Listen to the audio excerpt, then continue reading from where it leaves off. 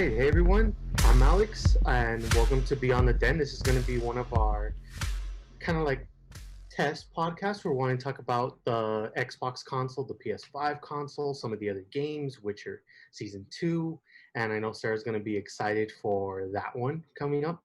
And unfortunately, I don't know anything about The Witcher, so while she updates us, you can also tell us what The Witcher is about. Well, I'm not a Witcher expert by any means. I've read the first book in the series, and I haven't played the game myself. Well, I haven't played Witcher 3. That's the one that I'm most familiar with.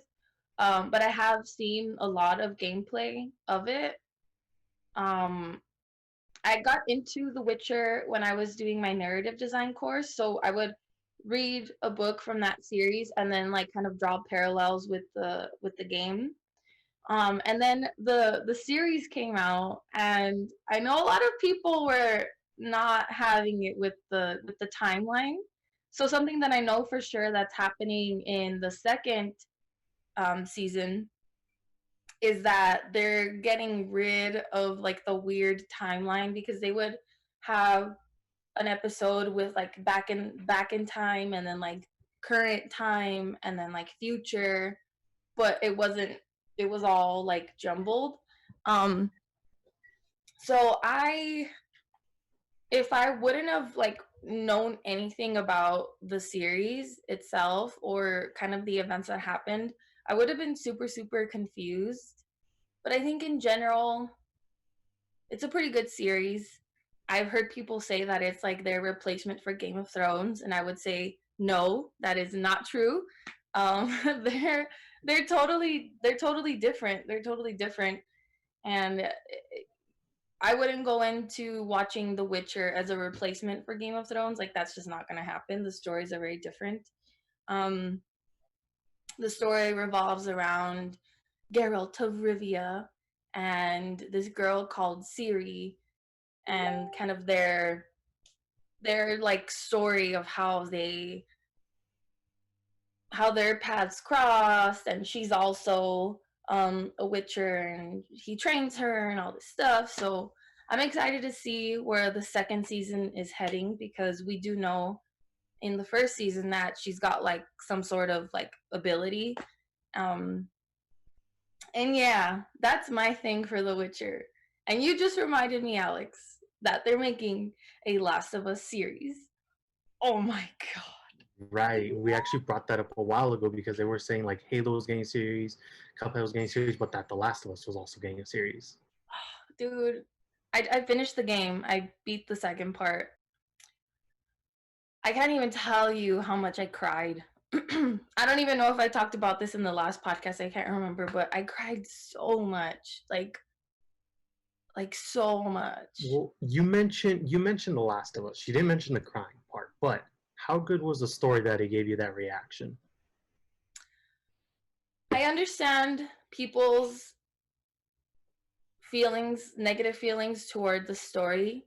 However, the first game, I'm just so attached to the characters that I loved the story. And when the writers say that it is a story very much about revenge, oh my god, revenge is the motive in every single aspect of the game. What I really liked about the story, and kind of this kind of goes along with the gameplay, is you never have a break. You're doing one thing and you're trying to like survive, and then you think you have a time to catch your breath, and that's not true. You just like, there were points of the game where I was like, I literally can't play anymore. Like my brain, I can't do it. Like I can't. Like my mind and my body are so exhausted. I cannot play another second. And then I would torture myself and play for like another 2 hours. When did you finish the game? um, I finished it. I took a couple of weekends to finish it, so I finished it in like 2 weeks. But I mostly played over the weekends. I didn't play during the weeks just because I didn't have time. But I played it in just like the normal mode, and I beat it in just under 40 hours. It was like 39 hours and I don't know, like 7 minutes or something. Um, I'm actually starting to play it again because my brother started watching me play it like halfway through the story. So in The Last of Us Part 2, you can do NG plus. So I'm playing NG plus, but I'm doing it like on the super super easy mode, so that way I can just kind of breeze through it but pay more attention to the story. So right now I'm playing it again very early on, but I'm really going to try to find find all of the items and like get those achievements and just really focus on the story. I've enjoyed it so much. And you're playing it on the PS4, right? Yeah, Which brings us into our next conversation. How do you feel about the PS5? dude. I am the kind of person who really likes having the physical disc. For example, when The Witcher 3 came out, we pre-ordered it, whatever, and we got the physical disc, and um it came with a booklet and it came with a disc with like songs on it, like the soundtrack. Yeah, And I'm thinking if I would have bought the digital version of The Witcher 3, it's likely I wouldn't have gotten those other assets. But I have been considering if the discless PS5 is worth a shot, because if I have a console that's made for only buying things virtually, like how are they going to compensate for that? I feel that digital copies are just absolutely way too expensive. You don't get the physical thing. If I'm going to pay $60 for the same game, I'm going to want like the actual disc, and then I could share with my friends and stuff. Like maybe my friend didn't buy The Last of Us Part 2 cuz like pandemic and like jobs and whatever. So I right. could lend it to her or something like that. How do you feel about Yeah. going discless? I That's kind of in mean, my head right now. I don't mind necessarily going discless in the sense that it's now all in like one unit. You're not like trying to, and maybe it's because of like my nostalgia, mostly because like before when I used to play games, I used to go to my best friend's place and he always had his place messy as hell. So we would actually spend like 10 minutes looking for the disc in this giant room. Mm, Me, on the other hand, I have them organized, but like I still have like a storage, and then I gotta open up the storage, and I gotta scroll through and find the game. Like it's nice in the design aspect that it's all on one unit and you just scroll through. But at the same time, I'm that person where I like the hard disk copy. Like I'd rather have the physical disc with me, and maybe it's just a comfort of mind to know, like, yes, I own it, I have it. mhm. But going digital, it's not so bad. At least I know that when it's reading off of the hard drive itself, it's supposed to be faster. My only thing has been lately with games, like for example with the Xbox One, you have the disc and you put in the disc. I remember back with Xbox 360 and like PlayStation 3, yeah, you could just put in the disc, game would run. Now you put in a disc, and then it's like, okay, let us download like 60 gigs worth of content for you. And I'm like, wait. Doesn't this disc already have the game? Like, why do I need to download this other stuff? But Yeah. it's what they do now for you to play the game. So I mean, I go with it, but having the physical disc is what I prefer. But going completely digital in a sense, I don't mind. The only thing I am gonna miss is that if things go completely digital, is like the stuff you get when you buy a disc itself. Yeah. Like, let me see which game. Oh, awesome! I even have one right here. For example, when the Xbox One came out, Black Ops 3 was the game that came out. I have one of the editions, and then it gives you like all this extra like content and whatnot. So like That's so cool. that's the thing with discs, you get like extra content sometimes. Like, how are you gonna do that with the digital version? Like, yeah, you want me to buy this other digital version of it, but what are you going to give me in return? Like, what is my, like, I guess, collectible in a sense? And maybe I'm thinking about it too much because, like, for example, Overwatch, when you buy the game, you can buy like the regular edition or the legendary edition. Now they don't tell you what's the difference, but when you buy the legendary difference, you actually get other skins that you're not really able to get if you just buy the regular edition. So I'm guessing that's going to be their way to compensate for, like, oh yeah, you're not gonna be able to buy the disc anymore, but if you spend on this edition, we give you this, and this. And I'm like, okay, you know what? Maybe that works out.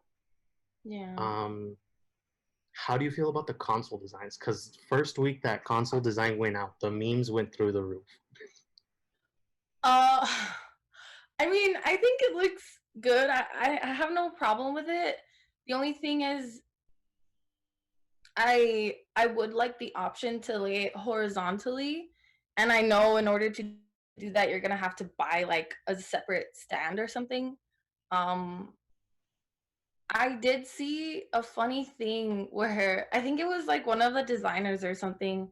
They were like, "Oh yeah, we designed a console, and then oh man, we forgot to put the disc drive," and that they just like kind of slapped it on there. I think I like both of them. I think it's really sleek.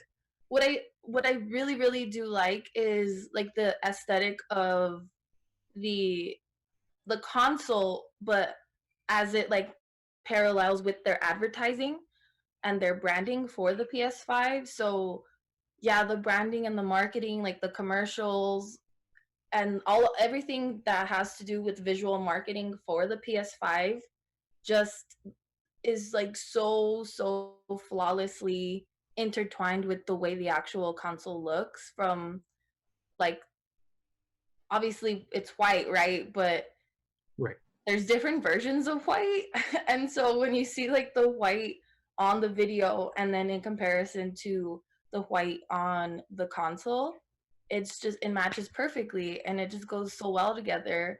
And I love the little accent, of blue.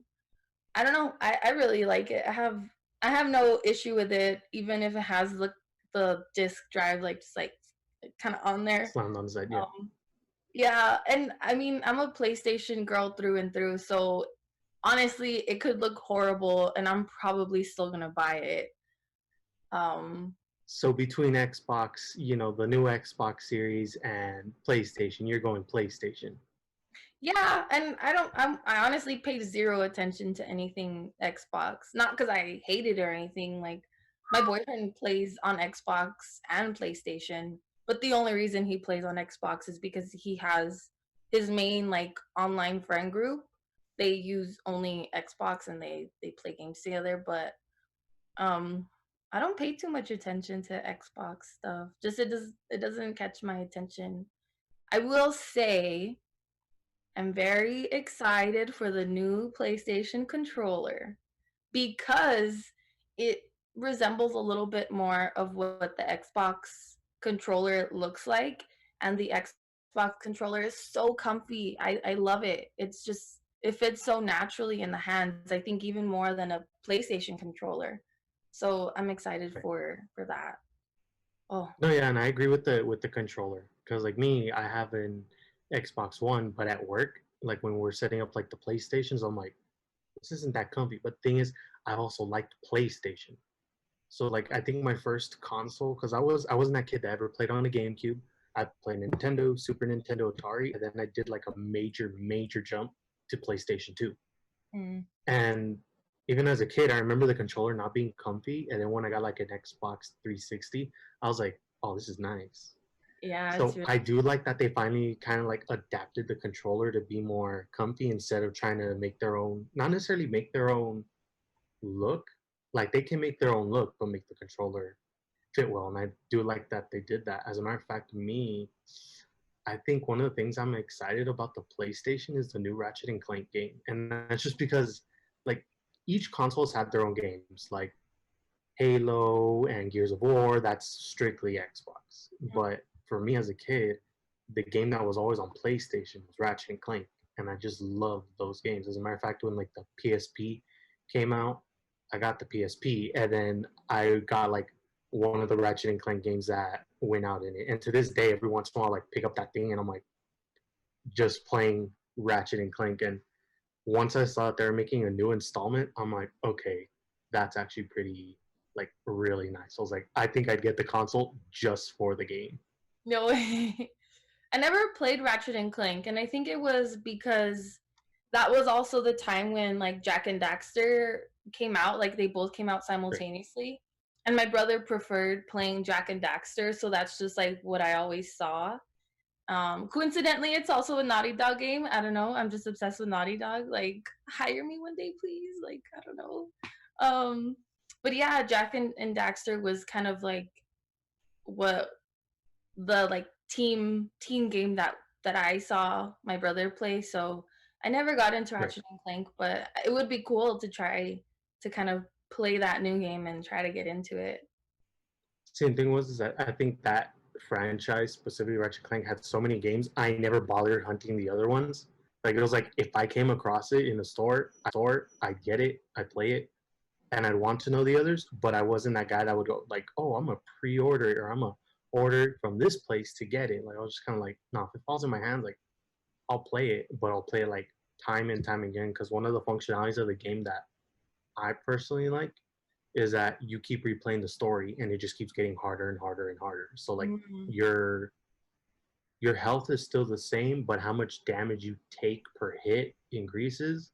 Oh So dang. I think if I'm right on PSP, I've replayed 17 times. And then on Oh yeah. PlayStation 2, I've replayed 24 times.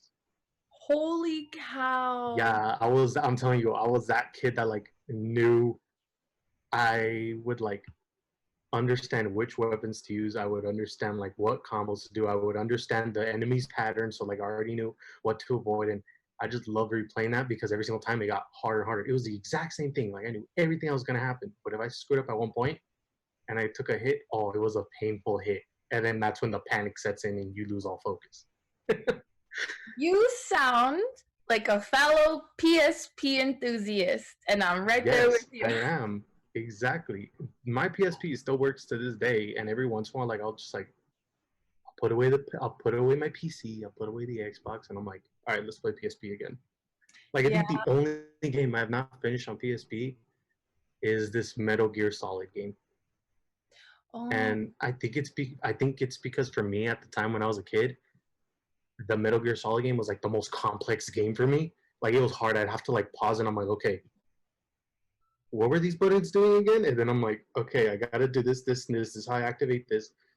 To this day, I think on the story, I'm I don't even know if I'm halfway. I really don't even know if I'm halfway. no way.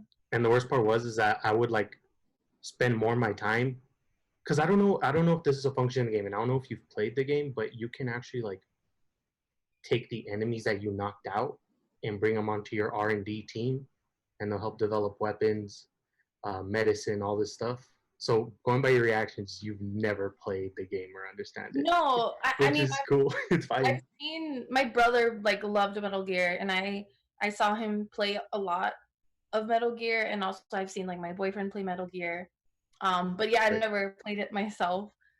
But we we do have a PSP, and we like jailbroke it, and one of the games Oh, on you're there. one of those. Well, it's just that one because we have another one, and you know, but we recently got like a Sony adapter where you can connect your PSP to your TV so that way you can play PSP like through the TV. And we got That's that cool. because my boyfriend wanted to watch my brother play Metal Gear, but obviously like the PSP is too small. So we got the adapter and now he can play like on the TV, and it's actually pretty cool. It's this like ancient adapter. Ancient, as in the sense, probably like this big block. It's not too big, but it like I looked at it and I'm like, dang, like I think it uses like the little yellow, red, and white things. Like HDMI just wasn't a thing back then, so Oh yeah, that's what it has. And luckily, our TV is, I guess, sort of ancient because it still has those. It has HDMI and But those. I think a lot of TVs still have those. I mean, my TV that I have right now, it's probably like 2 years old, and it still has the AV components. That's the red, white, and yellow. Mm, So I think they purposely keep that on there at least for a little while longer because people still get like Blu-ray and DVD players and like yeah. Blu-ray doesn't have it. Blu-ray goes HDMI, but like DVD players in general still use the AV components. That reminds me, and something that you were talking about before that I wanted to bring up is like the idea that we're part of a generation that like still values like the physical disc, and Right. I'm sure there's people who are maybe even your age because I'm older than you, but maybe teenagers nowadays like don't care about the physical disc. Um, and it was just reminding me how my boyfriend's mom got a new car, and or was it I was in a new car. I don't remember which car it was, but I was in a new car, and I was like, "Oh my god, this thing still has the auxiliary, like to connect the auxiliary cord." And I Right. was like, "Dang, like I hope new cars never get rid of this because I still use that." Like No, I what was it? We got a new Tucson and it still has the auxiliary and I love it. I think the only thing that I do see like going away is CD players. Yes, and I still listen to CDs. Are you still that person that probably like burned music on their CD and wrote down like on the CD like track one is this and then all the way to like track 16, but like the disc is full of writing, so you know how to start writing on the rim of the disc?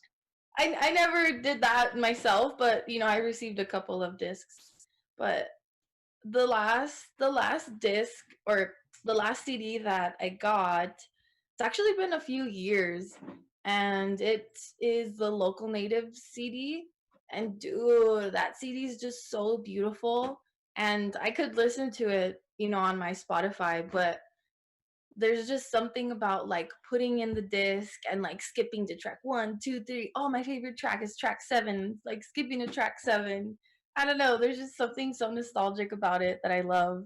And I I was think the totally, only thing I didn't like about it was that if you had to zoom through a song, you had to hold the button down and kind of like let go and guess, okay, no, not yet. And then it's like, oh, too far, let me go back. And then you got to hold. I don't know. That's the only part that annoyed me a bit. like, if you want to listen to like a specific part of a track. Yeah. Mm, You used to have to hold the button and like zoom through. And then if you missed it, you had to zoom back. And the worst part was all they would show you is like the seconds. So you couldn't like gauge it because if you held the button for more than 3 seconds, like it's like okay, 1 second, 2 second, 3 second, and it's kind of like okay, we're gonna speed up, and I was like, no, don't speed up, like keep going by 1 seconds, don't hop to like 5 seconds now. That was the only thing I hated about CDs, yeah, only thing. But like now in cars, they're getting rid of them, and then now in our consoles, they're slowly getting rid of them. I know, right? Like, I'm wondering if I don't know the specs, but I'm thinking that the PS5, like the charging port, will be USB-C because it seems like that's what we're transitioning to. Like the Switch, you charge it on USB-C. Oh my god, I love my Switch so much. Like I play with it every single day. I love it so so so so much. It was What is just the game that you play on your Switch? Tetris, Tetris, of course. Well, I I know love Tetris. Tetris, but is there something else besides Tetris, or no, it's just pure Tetris? Well, I do like to look at like the 99-cent games and like spend my little coins on like the cheapy penny games. Yeah. And some of them are actually really good. And I'll play with my family. I want to say like Mario Kart, but it's not Mario Party. We'll play Mario Party sometimes. That's fun. Oh, also the Jackbox games. Thanks to you, I introduced Yeah, those are fun. my family and friends to Jackbox. And oh my god, it's so much fun. Right, they're But fun party games. yeah, it just kind of sucks right now because like there's not more than like two or three of us at home, so we can't like Right. exactly play unless I go and stream or something. So I'm waiting until we can hang out with more people to keep playing Jackbox because oh my gosh, it's so much fun. Which one is your favorite Jackbox game? Because me, Um, mine's the Alien one. And that's why when we did it as a stream here, I was like, awesome, we're doing my favorite one.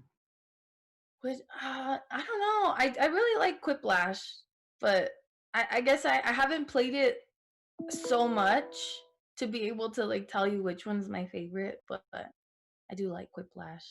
The first time that I played the ghost one where you're like in the insane asylum or something. The first time you play that one, it's super fun. I love I it. don't remember that one like at all, but that's probably because I stick to like the few that I know. So I know when you said being in an insane asylum, I'm like, what? Yeah, you're like trying to escape or something, and then it's like, what's it called? I don't remember, but you're all trying to escape, and then like you die, and then you become ghosts, and I don't know. It's funny. Yeah. Before lockdown, I decided to like borrow one of the Switches from Gaia, and like me, I'll play like Smash, and then I made sure to bring one of the Super Mario parties because those I honestly think those are fun. So I would do that. I know like right now PCs, Epic Games since Corona, they've been giving like free games every week. Yeah. So On like some of Steam, those are a lot like party games that you can play with multiple people. that's cool. That's cool. Oh yeah. Well, looking at the time, we gotta go. So just to kind of remind everybody, we hope that you guys enjoyed the podcast, our next couple ones. We hope you guys enjoy because we're wanting to bring in some of our fellow honey badgers. So if you guys have questions that you want to ask us or ask them, let us know. We'll go through them. We'll bring some of them up. Go ahead and put it down in the comments or go ahead and try to message us at any one of our social medias. On Instagram, it's EP Honey Badgers. On Twitch, it's EP Honey Badgers. Facebook, EP Honey Badgers. And then Twitch, of course, EP Honey Badgers. Twitter is And underscore honey badgers. You said Twitch. no, yeah, EP. No, I said no, but yeah. Twitter is EP Honey Badgers, but Yeah. Twitch is our last one, which is, where they're viewing it right now, which is also just Honey Badgers. And Sarah, I'll leave you to do the wonderful honors of our outro. Well, thanks so much for joining us. We hope that you are enjoying this podcast as much as we enjoy making it. And remember, honey badgers don't give up.